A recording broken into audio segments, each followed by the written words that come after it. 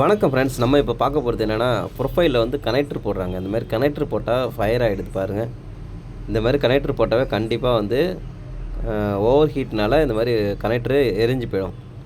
நம்ம வந்து கனெக்டரே போடக்கூடாது, சால்ட்ரிங் தான் பண்ணணும். எப்படி சால்ட்ரிங்?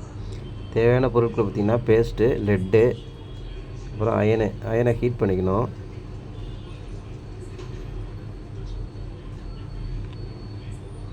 ஹீட் பண்ணி செக் பண்ணணும் ஹீட் ஆகிடுச்சுன்ட்டு.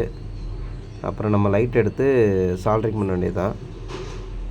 ஃபஸ்ட்டு பேஸ்ட் எடுத்து நம்ம லைட்டில் லைட் பாயிண்டில் நம்ம பேஸ்ட்டை ஃபஸ்ட்டு அப்ளை பண்ணிக்கணும்.